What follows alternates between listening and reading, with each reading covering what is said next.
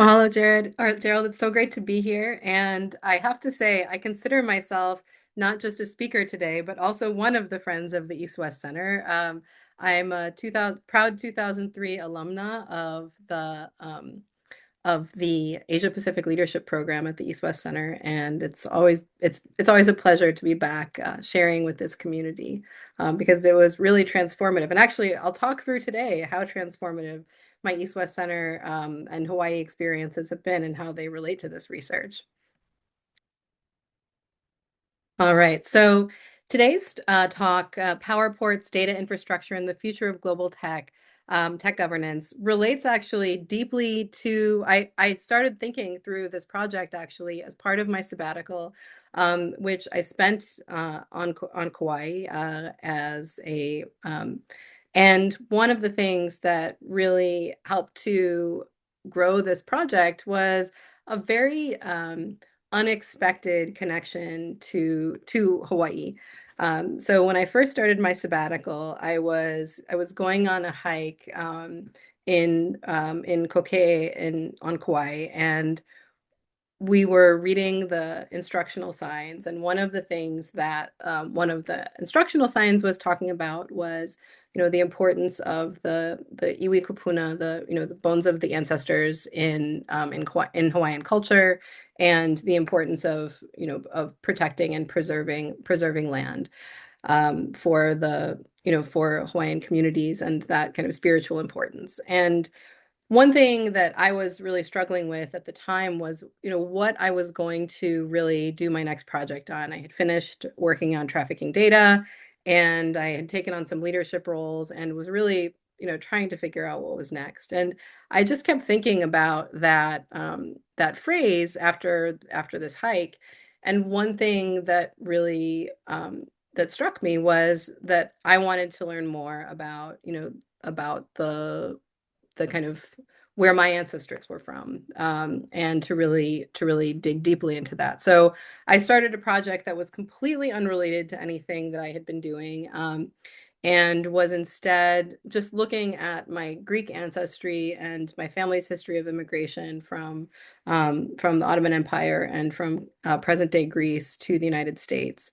And one thing that kept happening was this port, Piraeus, kept coming up in all of the immigration paperwork that I was able to find for my family. And so I was like, at this port Piraeus, I really want to dig into it a lot more, to learn about its history. And the first thing that I found, probably because of my search history, was the majority ownership of Chinese firm COSCO of Piraeus. And it was this crazy moment where I was like, man, were my ancestors like directing me to this research project? I'm not sure, but maybe. And so I started digging into it because I had previously visited different ports in China when I was living there in Hong Kong and in Qingdao. And have always long been interested in questions of trade, China's global influence on trade. And so this project actually started, through this genesis, through a very kind of circuitous pathway, to thinking through questions of global trade and digital sovereignty through ports, which Piraeus started as kind of one of the key examples of, that I talked through in my research.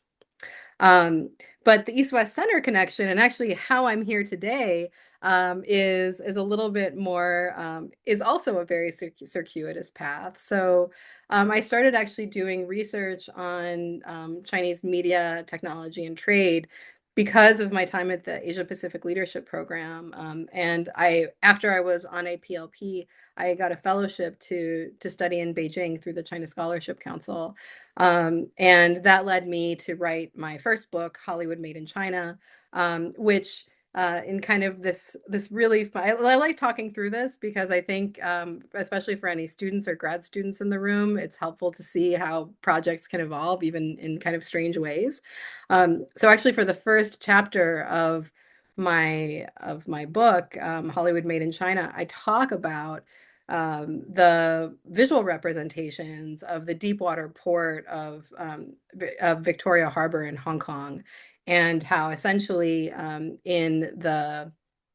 In the visual representations of Transformers 4, we see China claiming and asserting a sort of naval authority over Hong Kong in a way that we hadn't seen and we haven't necessarily seen in the same to the same degree or depth in physical infrastructure of ships and the movement of of major naval operations into Victoria Harbor, despite the fact that obviously the PRC government has a claim to that to make those movements, but the we saw it kind of visually in this Sino-US co-production.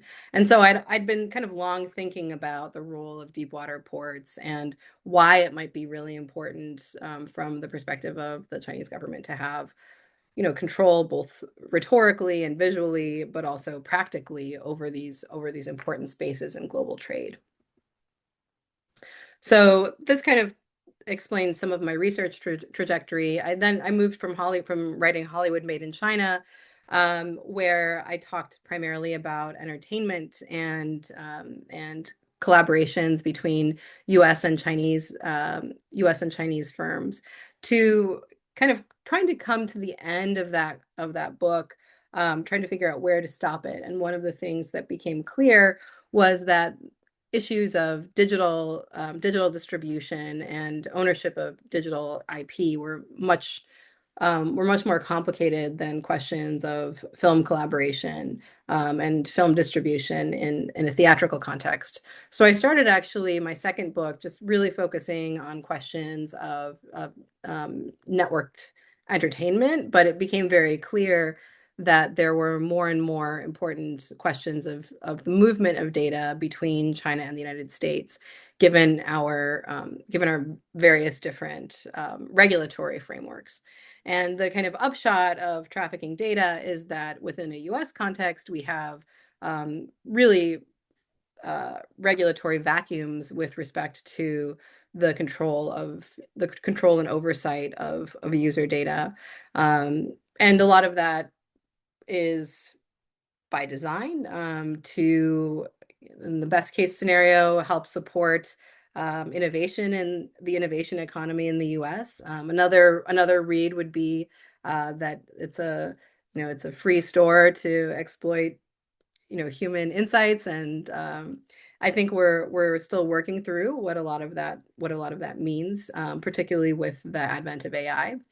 Um, but within a Chinese context, it's really quite the reverse, where as new technologies emerge, there's a sort of anticipatory regulation, something that's called the precautionary principle, where China tries to actually anticipate what new technologies may be emerging and how to protect citizens, how to protect the PRC government, and how to protect social stability with respect to the introduction of a lot of new technologies.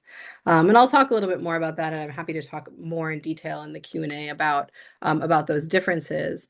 But one thing that also became clear as part of that, so trafficking data primarily focused on consumer apps and platforms, so things that you may be able to use or control with your cell phone, for example.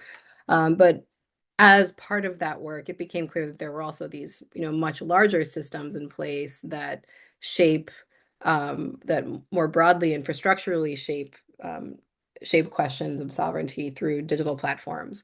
And ports are a key area there that are an important digital ecosystem that, interestingly, have historically been quite analog in a lot of places and now are becoming highly digitized, which allows for a lot of regulatory entrepreneurship and a lot of data entrepreneurship by different platforms that are operating on those ports for gathering and controlling user data. And this takes us back, of course, to the Port of Piraeus, which, in addition to being a primarily operated by a Chinese state-owned enterprise, COSCO, also has essentially an entire Chinese digital stack for operating the supply chain and logistics. So what I argue for this is a work in progress. So I'm still kind of noodling through the book project. So I really welcome your feedback and input here. But I'm arguing that China's port acquisitions as part of the Belt and Road Initiative and the Maritime Silk Road create turn trade choke points into sites of contested digital sovereignty as the national digital regulations for individual countries come up against the platform regulations of Chinese firms that are operating within those sites. And they create complicated sites of contest that reflect a sort of fragmented authoritarianism, to use the term developed by Lieberthal, Oxen, and Lampton, and a sort of state-mobilized globalization, and that's from Minya in 2020. And what we see is that the data gathering at ports, it creates these sites of contested sovereignty. Ports aren't the only sites of contested digital sovereignty. Obviously, there are a lot of other different places, but they become really interesting because it's the intersection of digital sovereignty, maritime sovereignty, and when we take into account, GPS and satellite control of space sovereignty. And we see that Chinese firms are increasingly acquiring influence over ports in ways that challenge these various different types of sovereignty amidst the growth of AI supply chains as well. And many thanks to the folks at Nikkei Asia and Council on Foreign Relations for putting together these terrific graphics that underscore the ways in which Chinese firms have oversight over different platform or different ports in Europe and around the world. So one of the things that I argue within the book is that ports are fundamentally data infrastructure. And something that I talk about in trafficking data is thinking through, social media and entertainment as data infrastructure as well. So how can we think of ports as data infrastructure? They function as essentially sophisticated sensor networks with automated cranes, surveillance cameras, logistics software, and IoT devices. We see this kind of continuous stream of operational data within the port, and then connected to the port, there's also supply chain visibility, so tracking, so real-time cargo tracking, thinking through how that exposes vulnerabilities in critical supply chains, and trade dependencies on specific routes or choke points. I'm sure that we're all, everyone here is, very profoundly aware of the impact of choke points in specific supply routes right now because of what's going on in the Strait of Hormuz, and to say nothing of the fact that a lot of that trade most recently has been taking place in Chinese yuan, which I'm happy to talk about in greater depth in the Q&A. So also thinking through security intelligence. So who owns and controls hardware and software stacks? Who can analyze and act on security relevant information related to that data infrastructure? How to track patterns of international trade flows, commodity movements, and economic relationships. And one thing that's interesting within a Chinese context is while there are definitely turf wars in terms of data oversight and control between Chinese state-owned enterprises and different ministries, there is greater pressure to share and to converge, to create convergent data than there is within a private sector U.S. context. So thinking further about ports as data infrastructure, we can think about them as a site of the gathering of audio, video, and logistics data through communications equipment on ZPMC cranes, for example, audio, video, and geolocation data from satellites and sensor networks, supply chain data. So Logink is a state-owned enterprise that works closely with COSCO, and it's China's national public information platform for transportation and logistics, as well as cargo tracking data, which has real-time container and vessel tracking, and which becomes particularly important in times of reduced availability. Now, that being said, I think one of the things that the recent events in the Strait of Hormuz have really underscored is that while there is a lot of data, it's not all accurate. So there's been reporting that there was a brave analyst who took a speedboat through the straits and found that a lot of the digital reporting on how many units were actually going through the straits were not actually accurate. So there are still issues with this data, but it's better than nothing. And then thinking through trade data that companies like COSCO are able to manage. Um, so to do this work, I've conducted multi-site field work in Japan, in the port of Tokyo, Long Beach, um, Los Angeles, working through attending different industry events that examine questions of trade, and actually another great industry event. So this was just from PTC just recently, but the Conference of Pacific Ports, which is often in Hawaii. I found a lot of really interesting folks to talk with there, and they were really open to, kind of sharing their insights with researchers.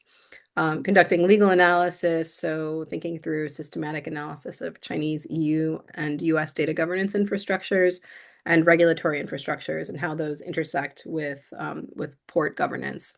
And then elite interviews with policymakers, industry executives, and civil society stakeholders. The reason that I shared this particular picture is because it was particularly poignant for me, because the gentleman in the pink tie is the head of the Greek Shipbuilders Association. So this was, kind of early field work that I was doing in Greece. And right after that interview, he happened to be going to the Pudong in Shanghai, Pudong Shipbuilders Week, and was very excitedly telling me that the Chinese were really terrific partners, and often much better partners than the Americans were on a lot of ship and trade related issues.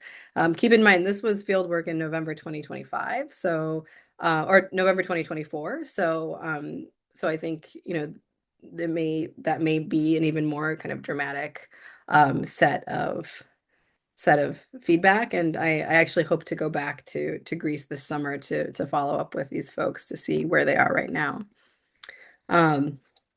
So one of the core concepts that I'm continuing to build from my work is kind of extending this idea of data trafficking. So thinking literally about ship traffic and data traffic.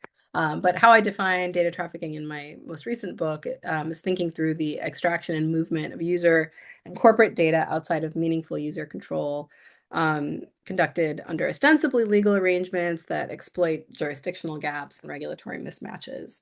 And so this operates kind of through a condition of jurisdictional arbitrage, different than national legal frameworks, or taking advantage of the absence of national legal frameworks. So in this case, a lot of the economic and security benefits that the U.S. derives from a kind of absence of robust national data regulations create opportunities for Chinese firms that are operating here. Similarly, in other countries where there's maybe not the capacity to regulate digital infrastructure, that's also a great place for port data entrepreneurship by Chinese firms. That this ultimately exploits power asymmetries between users, corporations, and states, and links commercial practices to long-term strategic competition. It also creates trade dependencies that are difficult to unwind once established. So to kind of give you an example, there was a lot of drama surrounding the ZPMC cranes, which are Chinese cranes, a Chinese state-owned enterprise that sells cranes globally. A lot of the infrastructure in the ports of Long Beach and Los Angeles are ZPMC, and because they're heavily subsidized by the Chinese government, they are about two-thirds the cost of at about $20 million, two-thirds the cost of the next least expensive crane, which is owned by the Japanese firm Mitsui, produces for about $30 million. They have a life cycle of between 20 and 40 years. And so when during the Biden administration, there were concerns about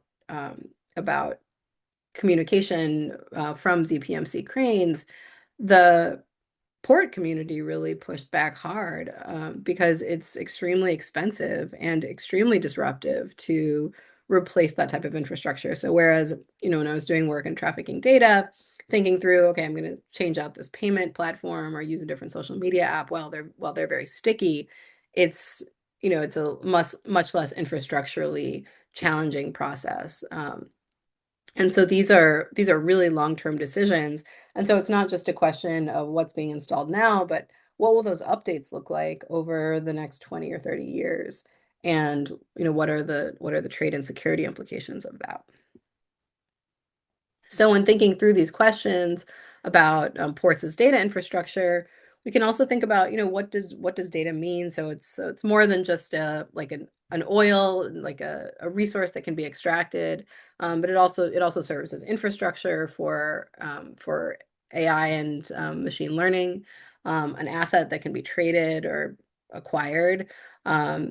But also we can think about this as a way to generate personal or interpersonal information regarding purchasing patterns or social relations. When we think about trafficking, in like we can think about the addiction, like drug trafficking. So thinking about mobile multi-layered systems of trade that exists on the margins of legality. We can think about human trafficking, the exploitation of bodies and labors. We can think about data traffic, the movement of user data through sophisticated algorithms. We can also think about how this connects with ship traffic and trade traffic, and how that intersects with national governments, third parties, and corporations and their related personal data.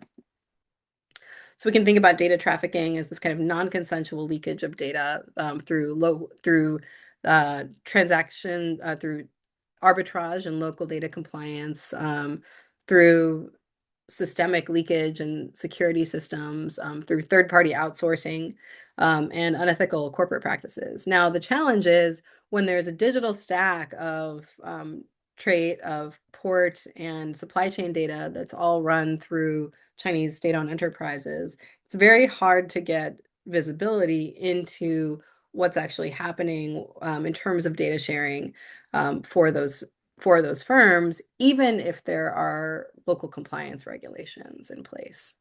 And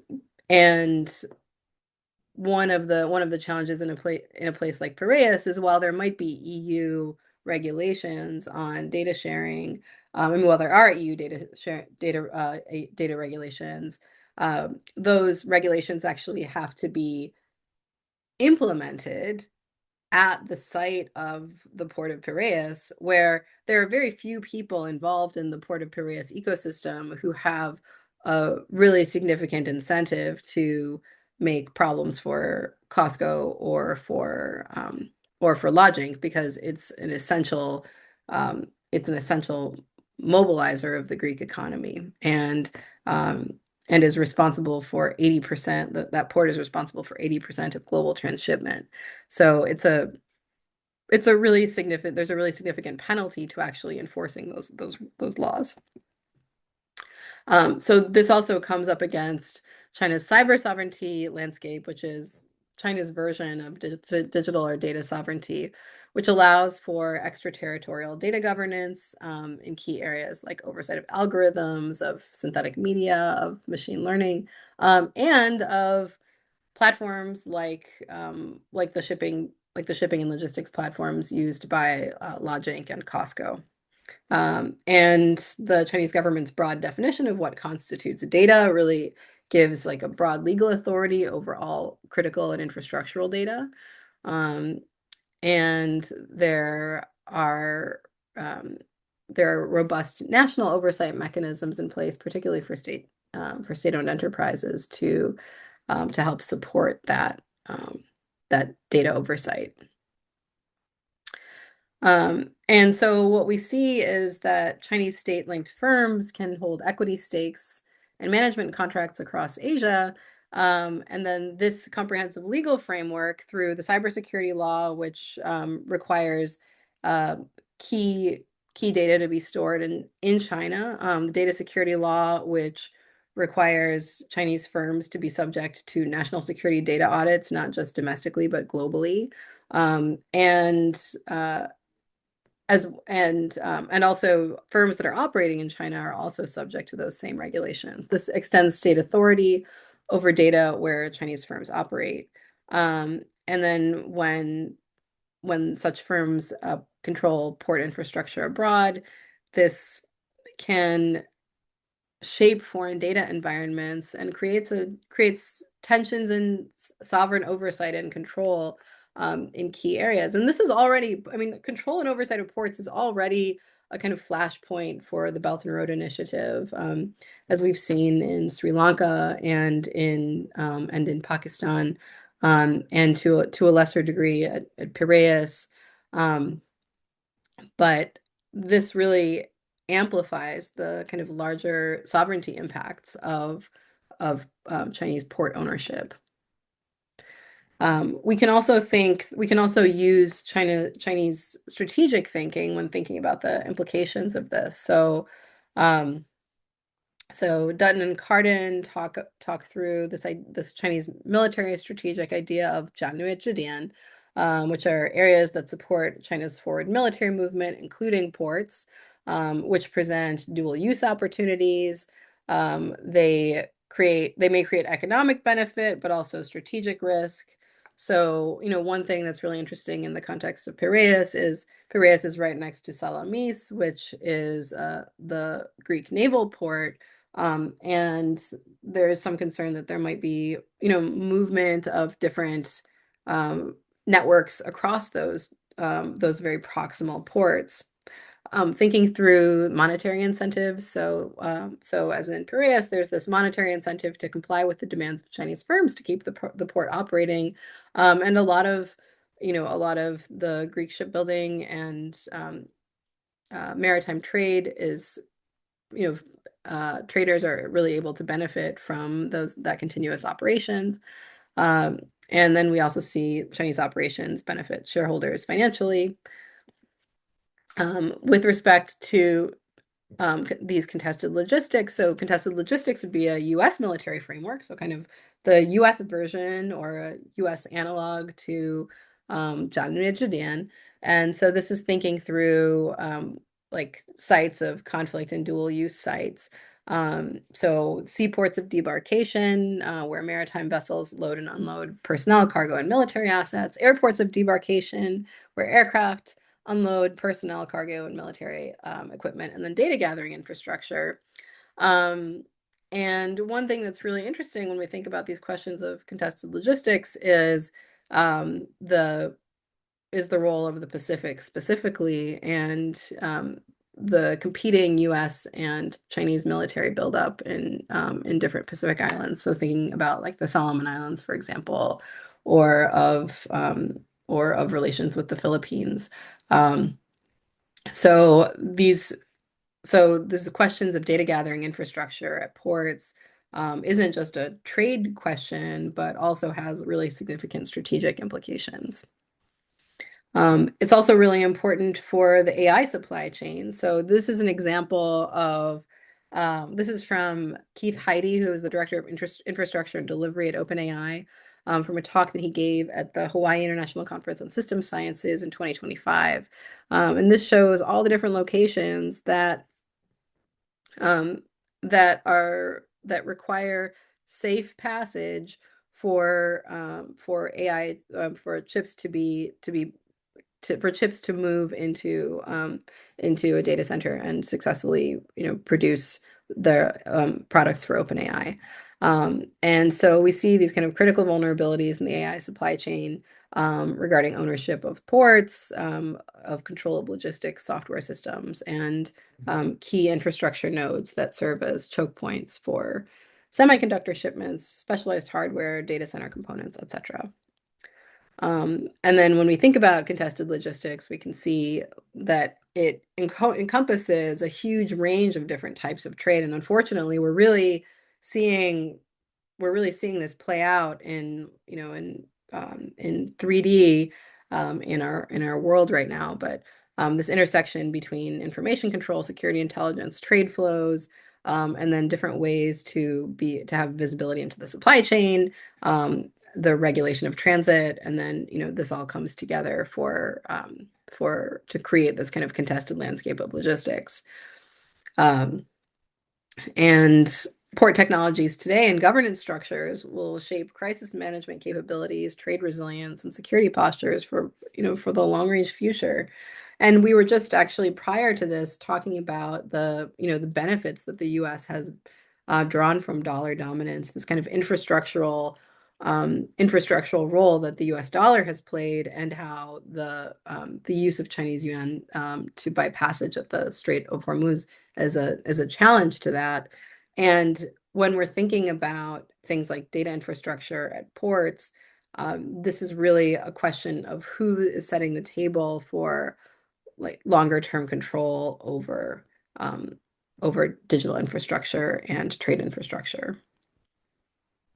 And this builds on this concept of choke point sovereignty introduced by Dua in 2018 that looks at this intersection that thinks about trade and maritime sovereignty as operating as these choke points at ports or sites that can essentially stop the flows of key information. And in this case, we can think of this intersection between maritime sovereignty with territorial waters and who controls the infrastructure of port operations, cargo data and navigation systems. For digital sovereignty, thinking about surveillance and data flows and how that challenges territorial jurisdiction. And then all of that intersecting with satellite communications that enable port automation and also guidance systems. Oh, sorry. Okay. So why is this important? So China's expansive vision of cyber sovereignty, when paired with a weak global consensus. So there's a weak U.S. regulatory There's U.S. regulatory fragmentation, but definitions of what constitutes digital sovereignty and what constitutes the relationship between the nation, that nation's data, what constitutes that nation's data, who controls that infrastructure. That's a highly contested area between U.S. allies and partners, as well as between other non-allied groups. So, for example, in a European context, there's actually a much greater alignment between Europe's General Data Protection Regulation and China's Personal Information Protection Law than there is between the EU and any US national data protection laws. And so it creates some rather strange bedfellows in this respect. And in Japanese context or Korean context or Australian context, the lack of a kind of clear U.S. regulatory framework to guide, to guide digital oversight creates some really interesting and challenging conversations between allies, to say nothing of the recent cases where the Trump administration advocated for the shutdown of Microsoft products for members of the European Court of Justice, which really, I think, brought a lot of European allies and partners into question what relationship with U.S. digital governance actually means. We also see supply chain path dependency that can constrain global supply chains and limit flows.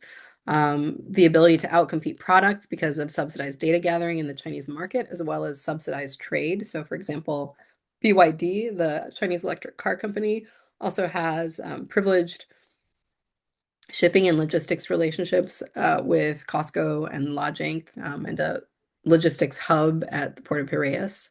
There's also the risk for distributed denial of service attacks at ports as a kind of weapon that only requires trade infrastructure to be present.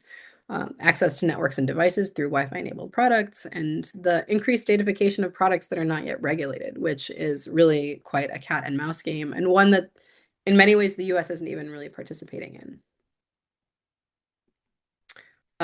So through this, I'm trying to think through conceptual innovations about how we can reframe ports as media and data platforms rather than trade infrastructure alone, thinking through hidden dimensions of power and control in global logistics, and thinking through data trafficking and contested logistics as intersecting analytic frameworks that connect legal regimes, technological systems, and state power. And then kind of coming through thinking through user data, corporate incentives, and state strategies to think through how extraction and control works both in the contemporary moment, but how that's setting us up for the future as well. More broadly, and this is from my last book, I think through data problems as climate problems in a lot of ways, because it's the sort of thing that requires major structural solutions, but major global structural solutions, but for which there are not actually strongly aligned global incentives. And so in my last book, I proposed drawing from climate science to think through questions of how we might work through incremental solutions to address data gathering. So thinking through closing reflections, we can think through how, so thinking through data problems as climate problems, I think we can think through different potential solutions. And with that, I am grateful to all of you for your time and attention, and I look forward to having the chance to continue our conversation. Wow, So thank that you. was really something. I'm glad you had your so what slide. I mean, one of the things that always occurs to me when I see things that are quite so complex and multi-level, and this gathering of all of this data and information is who can actually do anything with it? I mean, who Mhm. in China, Yeah. was there some central intelligence? I mean, it's one thing to gather or to collect data and information. It's another thing to actually synthesize it and use it in a way that is either benign or not. But Yeah. so is there yeah, some Wizard of Yeah. Oz in there somewhere? No, no Wizard of Oz. But one thing so I think it's really gradations that are of all of this that I think are important to note. So when looking at the port stack, for example, we see the integration of COSCO, Logink, and BYD. So this is a good place to think through like different forms of vertical integration. So the port operator, the supply chain and logistics platform, and then also the kind of key um, uh, a key product that's being shipped in this case to Europe. Um, and then there are officially regulations that all that data should be accessible to national security data audits. The degree to which that data can then be broadly integrated is in a lot of ways dependent also on some turf wars. So for example, the Ministry of State Security may not want to share their data with the Ministry of Foreign Affairs. Costco may not want to share their data with China merchants. But and I would say up until the Trump administration, there was less pressure and less leverage that was being exerted by the U.S. government to kind of demand data from companies. I think we're seeing, particularly with the Anthropic case recently with the Department of Defense, a much stronger willingness by the Trump administration to assert a lot of power over U.S. tech firms that we may not have seen in previous Mhm. administrations. So it'll and in some ways, actually, a lot of that activity is very reminiscent of what I would have expected from Chinese government in relation to Chinese tech firms. There are a lot more analogs in the PRC relationship to Chinese tech firms than there are to historical US examples of the relationship between US Right. tech firms and the US government. Right. At least in modern times or Yeah. recent times. Yeah. So Kyler Shaw asks, have local governments started to try to impose restrictions on how China uses its port infrastructure and this leverage that you're talking about? And I just also you mentioned the EU, but Yeah. I know that they have there's been some pushback on Piraeus and Yeah. other issues. So I mean, it's not just an open highway for China at this point. Right. It's not, but and it's a really interesting dynamic. So thinking about local government pushback. So I'll take the EU point first. So it's really interesting talking with EU regulators and Greek regulators about the same issue, Hmm. because they have different perspectives. So, especially EU regulators in Brussels who are dealing with the US, and there's a huge amount of pressure to force divestment of Piraeus or to impose more security controls. Um, but the reason that Piraeus was is not Greek owned was because of European financial austerity Right. that required Greece to sell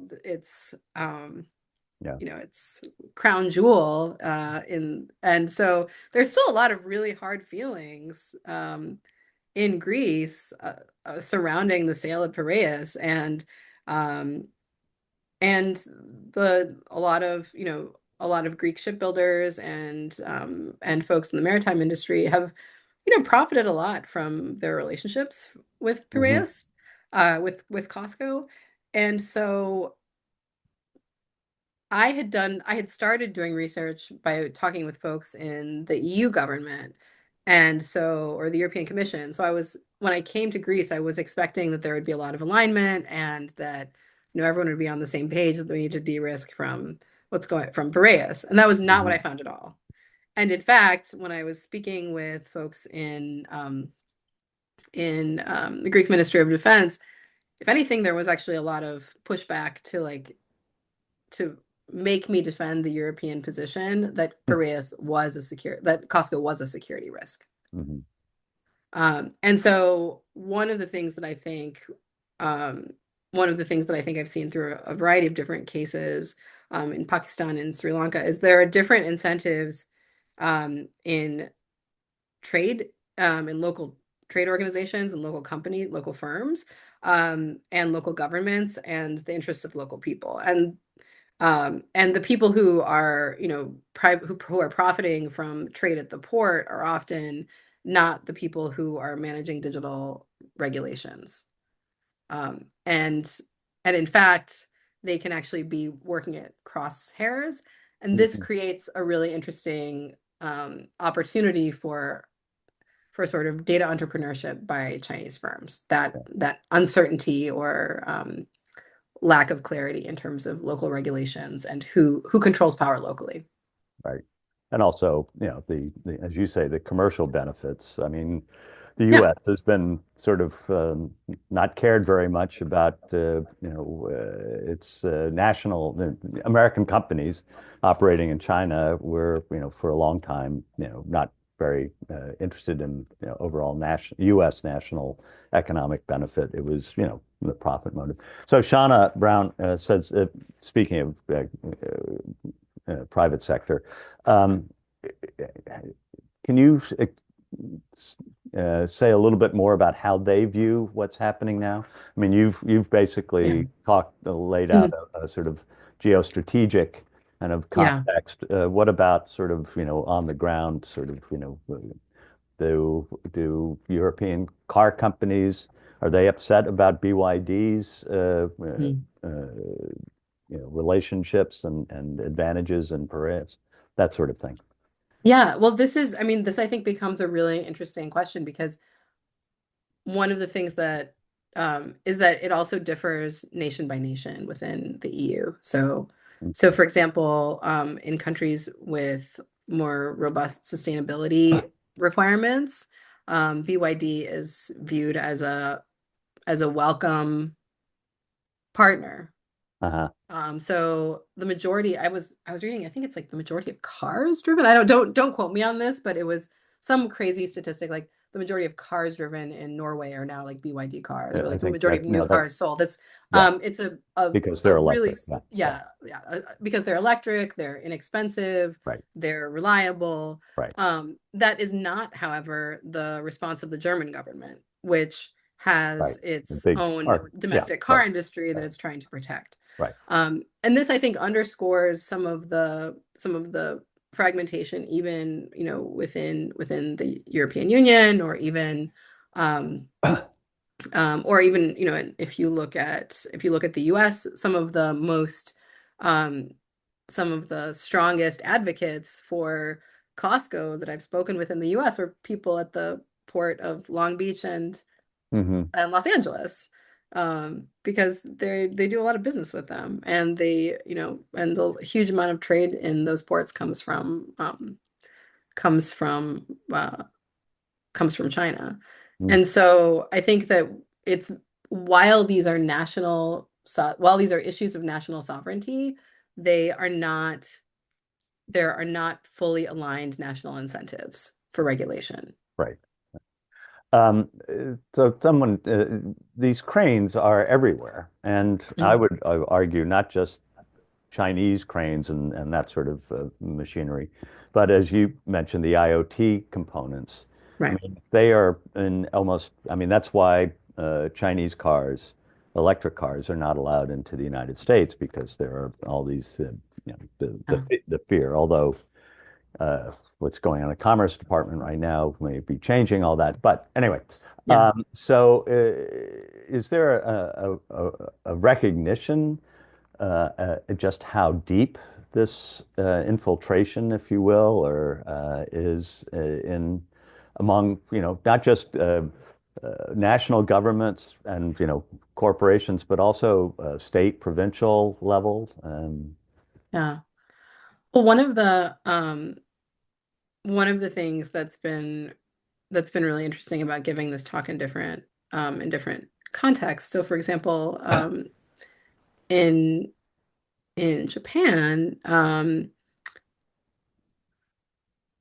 one thing that was, I would say, challenging in the discussions was talking through, going to speak as an American, like how secure are American products Hmm. for and for us to Yeah, use either. yeah, yeah. And so one of the things that in a lot of the different countries that I've been speaking, or I just gave a talk in Sweden, and the questions were really focused on not like what are the strategic risks presented by China, but what are the strategic risks presented by the United States? Mhm. Because it was right after the Greenland discussions.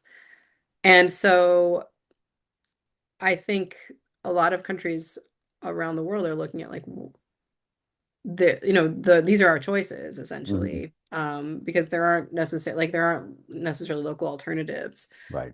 Maybe there are some Japanese products or some German products or um, like or some other kind of local alternatives, but in most cases the non-US or non-Chinese alternative is much more expensive. Hmm.